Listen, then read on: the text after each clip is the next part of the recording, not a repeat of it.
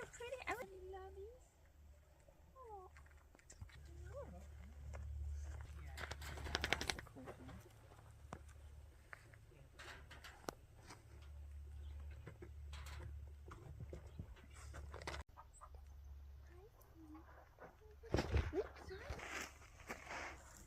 Sorry, I scared you, baby.